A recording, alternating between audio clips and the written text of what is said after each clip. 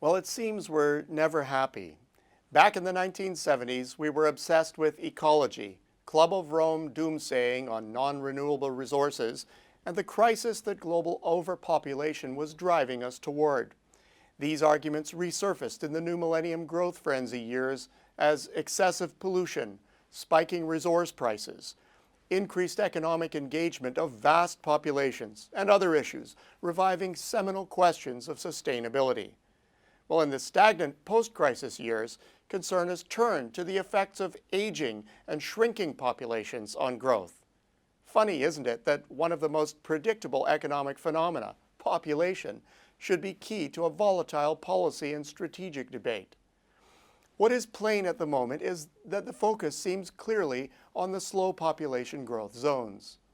Our current obsession with economic weakness has led to a dissection of the importance of population to economic growth, with good reason.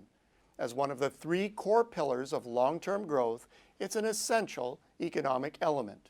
It's no surprise, then, that the economies analysts seem most worried about are those with a stagnant or declining labor force. In recent history, Japan was first past the post, as its population began declining in the early 1990s.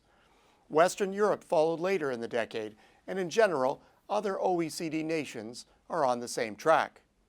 But it's not just an industrialized ill.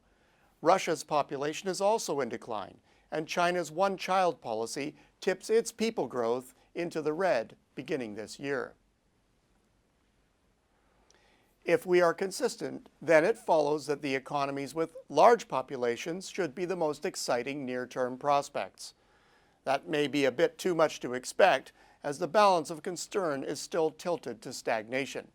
However, forward thinkers are compiling a list of next markets, and in general, they are the populous ones. India is being touted as the next China, and on population alone, it deserves the attention. Indonesia, a population of 257 million, is also up there in analysts' minds. The list goes on. Nigeria is the most populous African nation by a long shot. And then there's Bangladesh, Vietnam, Mexico, the Philippines, and others with ready workforces to offer the world. What separates today from the 1970s is globalization. Back then, populations were more geographically stranded, putting a strain on local resources for the more prosperous nations and isolating vast populations in poorer nations from the bulk of economic activity. Today's economy has redefined the frontier, with transborder activity transforming potential growth and including virtually all who want to participate. Population-poor nations are looking to the populace and investing there to secure access to this precious resource. In fact, population seeking foreign investment could be the greatest near to medium-term megatrend in the global economy. Those inclined to worry about overpopulation and finite resources can relax for the moment and maybe longer.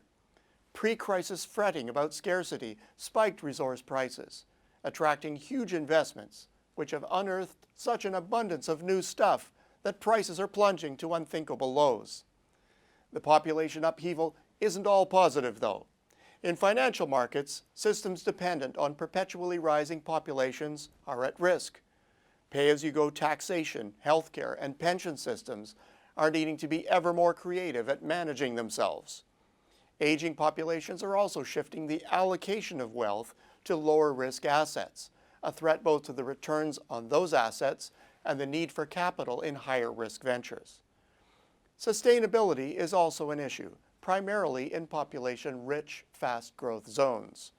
China is a modern example of rapid development where, in the short run, environmental sustainability was sacrificed in favor of sustained growth.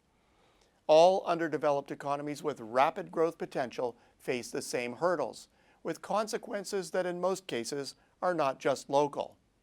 And with many not expecting an imminent return to rapid growth, preparedness is likely lacking. The bottom line?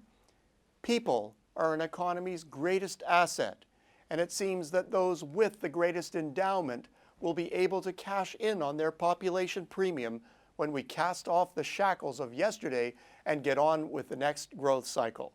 Until next week, I'm Peter Hall.